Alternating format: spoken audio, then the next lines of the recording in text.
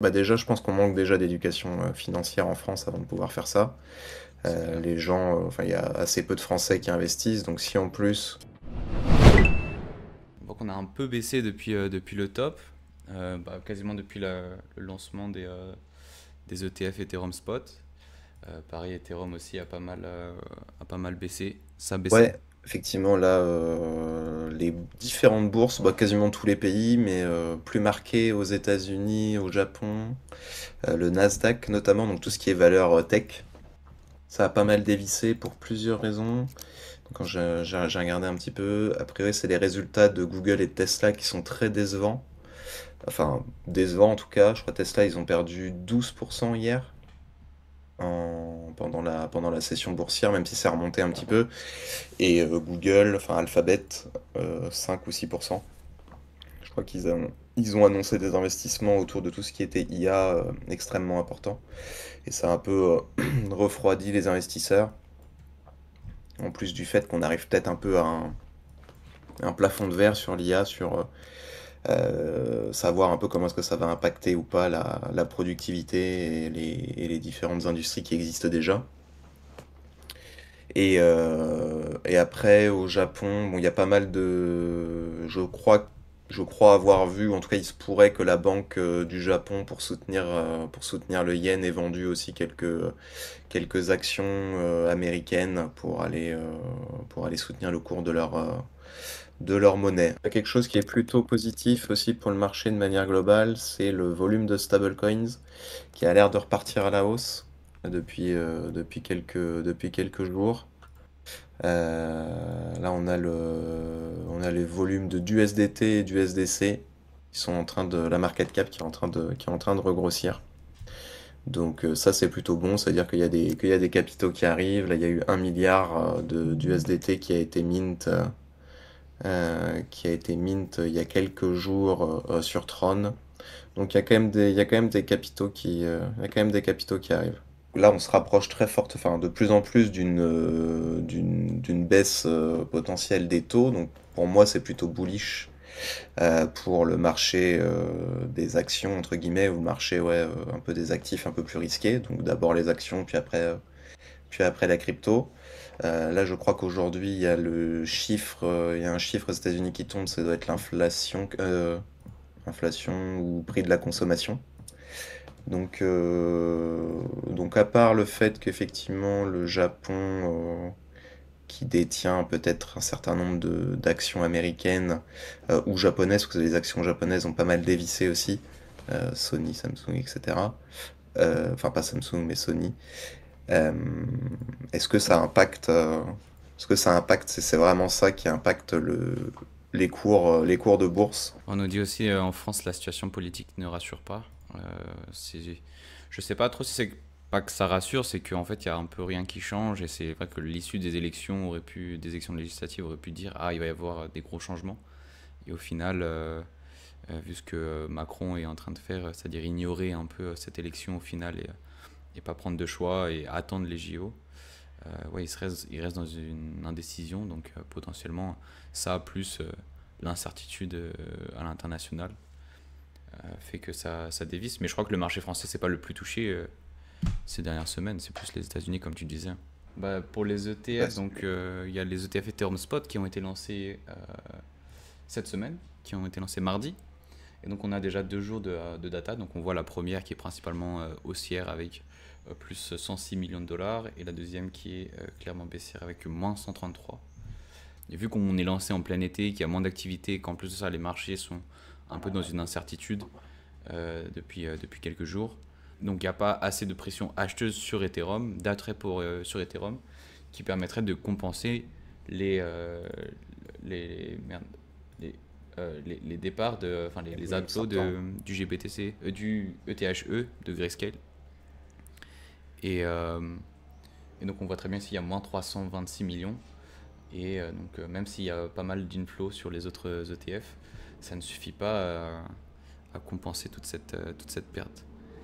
Et donc on voit là depuis le début de semaine depuis le lancement, donc 2 jours, il y a presque 1 milliard, donc 800 millions de dollars qui sont sortis de l'ETHE. Et Donc c'est assez conséquent et je pense qu'on va avoir la même chose, hein, comme on le disait, sur, que sur le GBTC avec d'énormes sorties. Et là, je montrais les volumes des ETF BTC. Donc, ça, c'est les volumes du GBTC, seulement donc celui de Grayscale. Et on voit que c'est majoritairement des outflows qui se réduisent forcément au cours du temps parce qu'au bout d'un moment, ils n'ont plus vraiment rien à vendre. Et donc, on arrive à avoir des journées haussières. Mais au début, c'était très très baissier. On avait jusqu'à du 10 000, 15 000 BTC vendus par jour. Je pense qu'on aura un truc similaire sur le THE, quoi. Et là, en termes de volume, c'est pas si mal par contre, non? Un milliard, un peu plus d'un milliard, il me semblait avoir vu que ça représentait un peu plus de 25% de ce que Bitcoin avait fait sur la première journée ou les 2 premiers jours. Et donc c'est un peu moins de un quart, un peu moins de 25%. Il me semble que c'était 23 et Wow. quelques. En fait, surtout ce qui est important avec les ETF, enfin, ce qui est important à comprendre, c'est que parce que c'est des actifs qui peuvent être détenus par des institutions, derrière, monsieur et madame tout le monde vont en acheter un petit peu par défaut parce que l'institution va se dire ah c'est une bonne idée d'en proposer à mes clients pour leur épargne, etc. Et donc j'entendais ça, je sais plus c'était où exactement, sur un live, je me souviens plus, mais une personne qui disait que la majorité des gens, ah c'était l'interview de Aurore Galvez sur la dernière vidéo sur How to Bitcoin, qui disait que comment dire, que les citoyens des États-Unis, quand ils reçoivent leur paiement, enfin leur salaire, pardon, parce qu'ils n'ont pas de cotisation retraite comme nous, on a un système de retraite aussi performant, bah, en fait, ils mettent directement leur argent dans des produits d'investissement pour essayer de garantir leur, euh, comment dire, leur patrimoine pour leur retraite et qu'ils puissent tout simplement avoir une retraite de la même manière que enfin, pour pouvoir vivre normalement après, pendant la retraite, quoi. Et donc, ils achètent des ETF en tout genre, dont maintenant des ETF Bitcoin et potentiellement plus tard des ETF Ethereum par défaut. Donc, ça reste une petite partie, c'est assez minime, mais c'est quelque chose qui va arriver. Et plus Bitcoin et Ethereum vont s'imposer comme des actifs importants dans l'économie, plus potentiellement les gens vont en acheter. Donc c'est un point qui est important à comprendre que c'est pas juste quelqu'un qui va acheter du Bitcoin, de l'ETF Bitcoin ou de l'ETF Ethereum pour en avoir. C'est quelqu'un qui par défaut va être proposé d'en acheter et qui va en acheter sans même comprendre ce que c'est. Ouais, c'est ça, c'est ce qu'on appelle retraite par capitalisation. Et en fait, c'est des plans, ouais, c'est des sortes de plans d'épargne retraite, des fonds de pension, et c'est les gens qui vont cotiser, qui vont déposer de l'argent là-dedans pour justement assurer leur retraite plus tard. Mm. C'est comme ça que ça se passe aux États-Unis. En France, bah, le régime est totalement différent.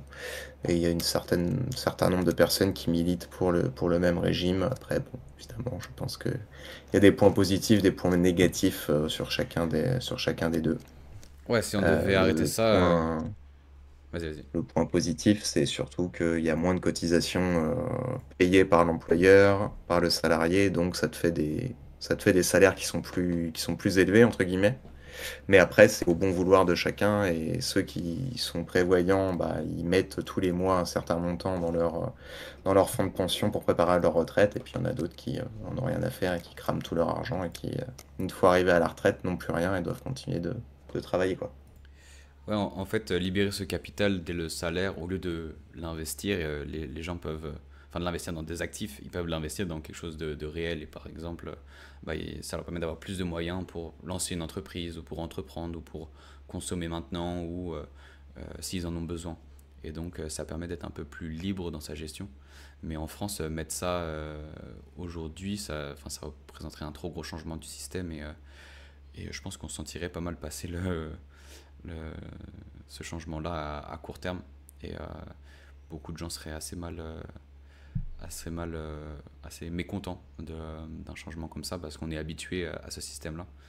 Et ça serait trop drastique, je pense, de le changer d'un coup. Il faut que ça vienne avec d'autres changements à côté, euh, si jamais on faisait ça. Mais après, c'est pas sûr que le gouvernement le mette en place. Mais je sais pas, mais est-ce que Macron était pas justement pro privatiser la retraite pense pas, hein, vu que déjà avec la réforme de la retraite, bon, Ouais, ça a été compliqué. J'imagine pas changer de régime ou autre. Je crois que c'est un truc auquel tous les syndicats sont attachés. Ou en tout cas, il y a quand même un gros attachement en France et je pense qu'il y aurait besoin d'une éducation. Bah déjà, je pense qu'on manque déjà d'éducation financière en France avant de pouvoir faire ça. c'est clair. Les gens, enfin, il y a assez peu de Français qui investissent, donc si en plus, après j'imagine que tu serais accompagné, mais si en plus tu dois choisir enfin après c'est pas toi qui choisis, tu donnes ton argent à un fonds de pension et c'est lui qui l'investit, tu sais même pas dans quoi est-ce qu'il l'investit, mais ça peut être risqué. Ouais, mais c'est surtout, enfin, la réforme qui est passée, donc de retarder la retraite, au final, ça force un peu plus les gens à faire leur retraite eux-mêmes et à investir plus sur le côté et à s'orienter vers des retraites, enfin des fonds de pension, des retraites privées, gérées par des entreprises privées, etc. Donc, je pense que dans un sens, c'est aussi l'objectif peut-être qui n'est pas forcément explicite, mais qui est... Oui, je pense que oui, c'est bien de se préparer soi-même à sa retraite, parce qu'il y a peut-être il y a une chance probable que nous que nous on n'en ait pas. ouais. Donc je pense que c'est important de se préparer, d'investir, même de commencer à investir avec des petits montants, hein. Mais avoir le réflexe d'épargner, de mettre de côté et surtout ouais, d'investir, Mm. d'investir pour générer, on va dire, du rendement et puis pour aussi investir dans des outils productifs, dans des startups, dans la crypto. Enfin, il y a plein de choses à faire et ça commence quand même à pas mal se démocratiser, les différentes possibilités d'investissement, même dans des plus petites entreprises, pas qu'en bourse, il y a commencé à y avoir pas mal de moyens de se diversifier. Arsiad, tu mettais, est-ce que la vraie ad season va arriver un jour, vous pensez? Est-ce que c'est encore, est-ce qu'on va encore avoir de l'alt season?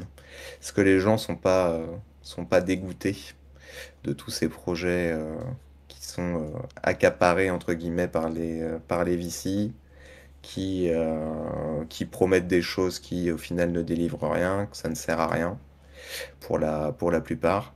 Je sais pas. Je sais pas si on connaîtra de vrais alt season comme on a pu connaître à l'époque, où vraiment littéralement tout le marché montait. Euh, Est-ce qu'on collectera une même saison? Ouais, je pense. Je pense que les mêmes, en tout cas chez les retail, c'est le truc que les gens ont envie d'acheter parce qu'ils se prennent pas la tête. Tu vas en acheter pour des milliards, des millions ou des milliards de tokens. Et c'est comme si tu allais jouer au casino, quoi. Donc ça, là-dessus, je pense que sur les meme coins, il y a quelque chose encore à faire. Après, bon, sur les alts, il faut, je pense, bien choisir ses narratives, bien jongler en fonction des tendances du moment. Enfin, il y aura moins d'attrait pour... parce que la narrative Bitcoin, on a un meilleur Bitcoin est passé depuis longtemps. La narrative, on a un meilleur L1 qu'Ethereum est passé depuis longtemps. Même s'il y a Solana qui est encore là, je pense que Ethereum s'est quand même imposé en tant que L1 par excellence et est en train de faire son chemin et de devenir une sorte de plateforme de la finance traditionnelle qui pourra commercer plus facilement grâce à Ethereum. Euh, Ce qui, je pense, est l'avenir qui peut arriver, euh, mais de là à voir une autre alt season avec d'autres L1, d'autres projets, la DeFi qui explose, etc., je pense que c'est un peu plus complexe. Peut-être des projets locaux comme ça, forcément, qui viennent d'arriver, ou parce qu'il y a une hype à court terme dessus, ouais. Mais d'avoir une grosse alt season comme on a eu par le passé, ça paraît un peu plus compliqué. Surtout que tout est un peu. Avec tout ce qui se passe, les conflits géopolitiques, l'inflation, etc., je pense qu'il y a pas mal de gens qui sont en train de découvrir Bitcoin et de se recentrer dessus et pas forcément vouloir faire du x100 à tout prix euh, sur d'autres tokens. Donc, à voir après l'avenir. On n'est pas devin non plus, mais je pense que ouais, ça paraît d'être un peu plus compliqué d'avoir des saisons, des altes, sachant que le marché est en train de prendre en maturité. La sénatrice ouais, Cynthia Lemis, qui est pro-Bitcoin et qui voudrait faire un projet de loi qui forcerait la Banque centrale des États-Unis à conserver du BTC. Donc si ça passe, euh, je vois mal les États-Unis rester seuls à faire ça. Et je pense que la quasi-totalité des banques centrales suivrait là-dessus. Et donc ça, ouais, ça pourrait entraîner une hausse fulgurante du prix du Bitcoin. Et après, bon, je pense que tu démarres par Bitcoin. Et puis, comme, euh, comme nous, on va dire un peu au début, bah, on va aller après tester peut-être d'autres actifs, Bitcoin, Ethereum, et puis après peut-être d'autres actifs que certaines banques centrales, ou en tout cas que certains pays considèrent comme intéressants. Donc ça, là-dessus, ça pourrait vraiment être le déclencheur d'un bull run énorme. Ouais, par contre, je suis pas forcément d'accord avec ce que tu dis dans le sens où je pense que la seule banque centrale qui suivra pas ce move-là, ce sera la Banque centrale européenne, parce que c'est les seuls encore à vraiment taper dessus et à se positionner publiquement contre Bitcoin, alors que toutes les autres soit n'en parlent pas, soit euh, se, se montrent assez positifs. Enfin, tous les autres gouvernements, en tout cas, se montrent relativement pro, enfin pas pro, mais intéressés. Et donc je pense qu'il y aura vraiment juste l'Union européenne qui refusera de le faire et qui sera en mode euh, rejet de tout ça. Et je sais plus ce que je voulais dire après, mais ouais, je voulais quand même.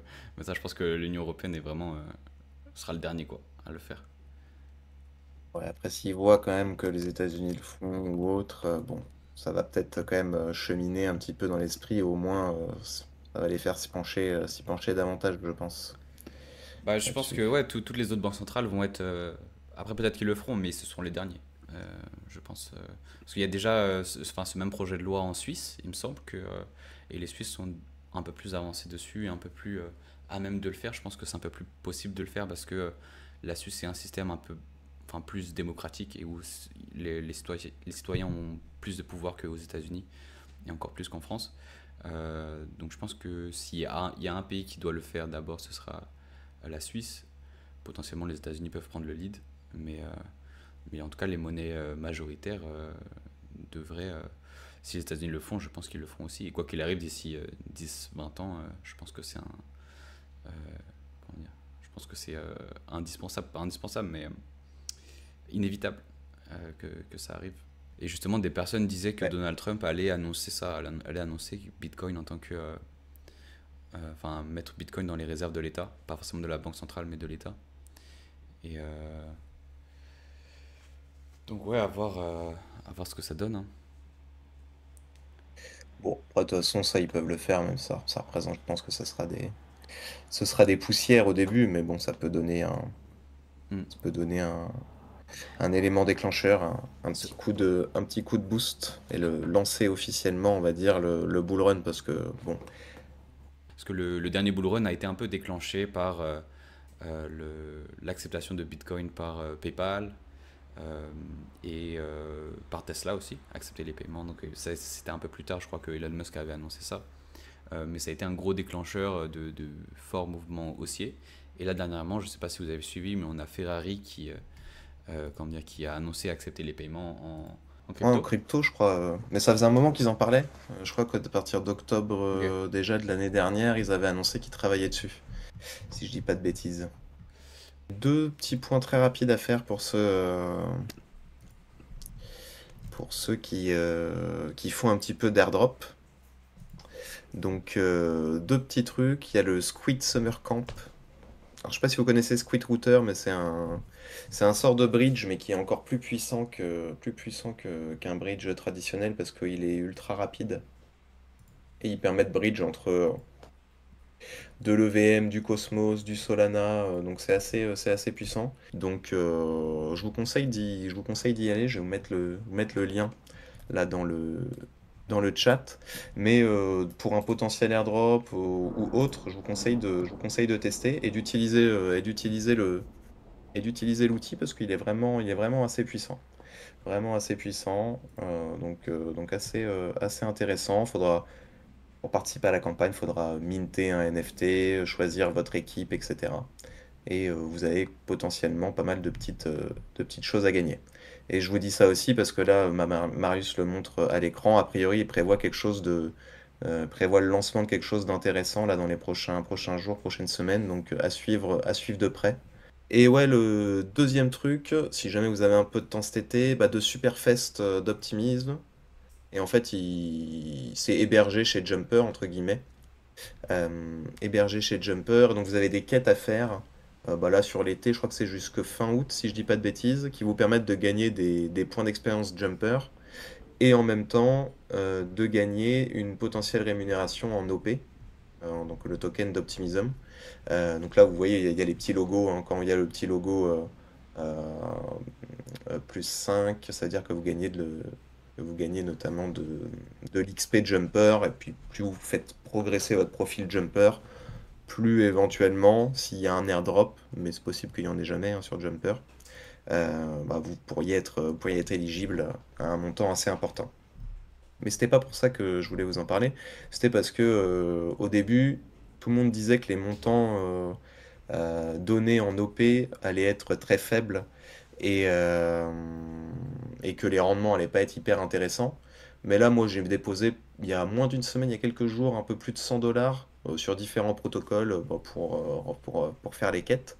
Et en fait, j'ai gagné 3 ou 4 OP en quelques jours, donc 5 dollars. Mais ça fait quand même un APR qui est plutôt intéressant, je trouve. Donc, ça pourrait être aussi une petite source de revenus assez intéressante en même temps que tester de nouveaux protocoles qui ont pas forcément fait d'airdrop ou pour se rendre potentiellement éligible à l'airdrop de Jumper, mais aussi à une cinquième distribution de jetons Optimism. Et puis, si vous voulez continuer à discuter avec nous de plein de sujets, bah, vous pouvez venir sur le Discord, hein. N'hésitez pas, je vous remets le lien. Et puis, à venir sur le Discord. Et puis après, on a aussi Telegram, on partage toutes les actus crypto et tout ce qui se passe. Donc là-dessus, pareil, si jamais vous voulez venir nous rejoindre. Alors sur Telegram, vous pourrez pas parler, c'est uniquement pour suivre l'actu. Mais sur Discord, vous pouvez parler, vous pouvez échanger avec les équipes de Cryptost. Mm. Il y a les Donc commentaires voilà, sur Telegram, non? On peut commenter les posts. il y a les commentaires, ouais. Bon, et ben, bon appétit, bonne journée, Ciao à et puis à la tous. prochaine. Salut. Salut, ciao.